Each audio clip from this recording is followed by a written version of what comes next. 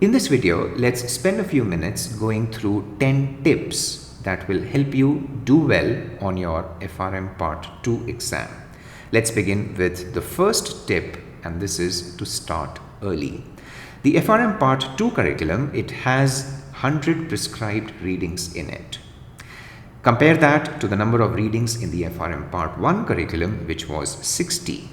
So this should tell you that the total number of hours that you need to work your way through this rather broad curriculum is a lot more compared to the number of hours that you spent on the FRM Part 1 curriculum. If, let's say, you were to try and target a reading a day, or let's say approximately 6 to 7 readings every week, it will take you around 16 weeks for a first go at this FRM Part 2 curriculum. Okay. On top of this, add 2 to 3 weeks for one final revision, or let's say one final consolidation, and this should tell you that you do need, ideally speaking, 18 to 19 weeks to do justice to your FRM Part 2 preparations. Okay. Tip number 2 is to have a study plan. Okay. Your study plan will guide you in terms of how many readings to cover in a week, and also specifically which all readings should you pick in any given week. In the description for this video, you will have the link for a study plan. This study plan, it categorizes the 100 prescribed readings into 16 lessons. And the aim here is that you will try and finish one lesson every week. Readings that go into any given lesson, they share the same focus, and readings have been sequenced in such a way so that when you pick any given reading, it progressively builds on top of readings that you've already covered. Okay. As per this study plan, you will spend the first 3 lessons covering book 1, which is on market risk. You will spend the next 4 weeks covering book 2, which is on credit risk, followed by 4 weeks covering book 3 on operational risk, then 3 lessons on book 4, which is on liquidity risk, and finally the last 2 lessons on investment risk management. Okay. As far as current issues is concerned, this section has 10 odd readings. These readings don't really have a prerequisite to them, and therefore these readings have been slotted in those lessons where there was room to add additional readings. And this ensures that the workload from one week to the next is quite even, quite uniform. Okay.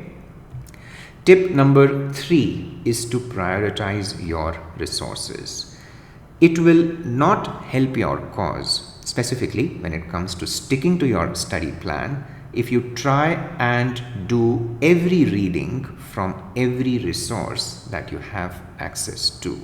Try and pick one resource and let that be your primary resource. Okay, try and do this primary resource of yours really well. Try and do it A to Z, because coverage is important. This primary resource can be the official GARP books. This primary resource, I would prefer, can be the materials provided by a preparation provider, because these materials tend to be more summarized compared to the official GARP books. Okay, so stick to your primary resource and only dig into alternative resources if, number 1, it's required, and number 2, if time permits. Okay. Tip number 4 is to at all times maintain an exam orientation. Okay. You will be spending the coming weeks, the coming months preparing for an exam which has a rather broad curriculum. At the end of this time period, you will have to appear for an exam which in some sense validates how well you've covered this entire curriculum, and hence maintaining an exam orientation does help.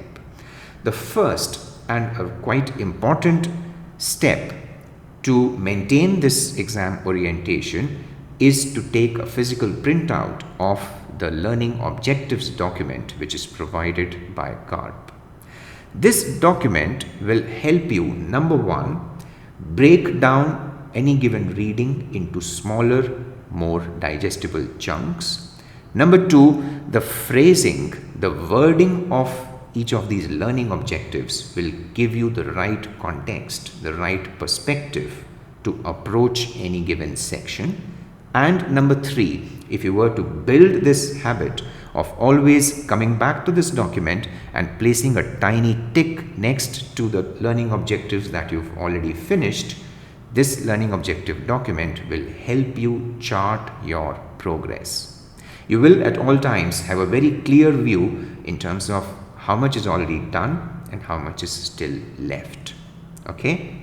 Next, tip number 5 is to invest extra effort where it's indeed required. Now, till now, I have been focusing on the importance of a study plan and that you need to stick with your study plan. Try and make sure that you finished all the readings that were slotted for any given week in that week itself. Now, in this tip, all I'm saying is that there are quite a few readings in your FRM Part 2 curriculum which on the face of it are conceptually quite heavy. On the face of it, these readings are quite hard to follow when you deal with them the first time. Okay? Now, these readings, if let's say you were to do them inside out, okay, spend some extra effort on them, then what you will realize is that the essence of these readings is actually quite contained. Okay, if you were to try and jot down the important concepts that were covered in these readings, you can jot down these concepts on one page. That means one page per reading. Okay, so for these readings, do spend that extra effort. Do try and create some sort of one pagers like this. Okay, these one pagers will help you revisit these readings time and again at later dates, and also creating these one pagers will help create more time and space to work your way through more detail rich readings that appear in other parts of the FRM Part 2 curriculum. Okay, tip number 6 is to have a special focus on those learning objectives which have a calculate, or let's say compute, or let's say estimate keyword in them. Okay, learning objectives which are tested using numerical questions. In the exam, out of 80 questions, you will have 16 to 20 questions which are numericals. Okay, and I believe that there is no excuse for getting any of these 16 to 20 questions wrong. Okay, try and understand the formulas, underlying these compute / calculate learning objectives really well.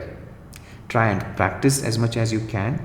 Try and work your way through as many variations as possible of how this particular formula can be tested in the exam. Okay, try and make sure you get these 16 to 20 questions right, because these questions will not only give you the confidence to deal with the other non-quantitative questions in the exam, but also give you a significant boost as far as crossing the threshold passing mark is concerned. Okay, tip number 7 is to not ignore the wordier sections of the curriculum. Okay, sections which are detail rich, sections which are referred to as theory by candidates. Okay, so what sort of strategy would help as far as these theory sections are concerned? Number 1, make sure you are dealing with these more theoretical readings in the right sequence. Many of these theoretical readings, they are actually multiple readings for the same topic. For example, you have a couple of readings on banking conduct and culture. You have a couple of readings on operational resiliency, a couple of readings on cyber risk, etc. Okay, whenever you have multiple readings on the same topic, try and deal with these readings as a bunch. Okay, that will help you connect things together. Then number 2, don't focus too much on memorization. Okay, don't rely too much on memorization. Try to contextualize as much as possible. Try to connect the dots with other readings, other areas of the curriculum that you've covered. Number 3, try and make sure that you keep revisiting, or let's say re-exposing yourself to these more theoretical readings. And it will help your cause if you have a summary document for these readings, because revisiting a summary document is always easy. Okay. Tip number 8 is to make sure that you've covered the entire curriculum. Do not underestimate the incremental benefit of covering that last 10 to 15% of the curriculum. Okay, so all I'm saying is that covering 85 to 90% of the curriculum may be good, but in some situations it's not good enough. And this is because of 2 reasons. The testing in the exam may be a little bit disproportionate in nature. You might have a question which is mapped to a learning objective that only had a single paragraph in the entire curriculum. You might not have a question on a learning objective which had a couple of pages to it. Okay. Number 2, if you've covered the entire curriculum, you will have that added confidence to deal with those questions in which the answer choices come from multiple readings. Okay, you can call them mixed questions, you can call them hybrid questions. It will give you a lot more confidence to deal with these questions if you've covered the entire curriculum. Okay. Tip number 9 is to finish early and spend the last 2 to 3 weeks consolidating all that you have learned. It will really help your cause if you've been revising all through those 16 weeks in which you were consuming new content. Okay, so consume new content, and alongside please also revise what you've already done in the previous weeks. That will help you in this 2 to 3 weeks period of revision. Okay. Also, make sure that you spend this period reviewing summary documents, watching review videos if you have access to them, revisiting quizzes that you attempted in the previous 16 weeks, and overall making sure that you do not walk into the exam center with loosely connected concepts in your brain. Okay, try and consolidate all that you have learned.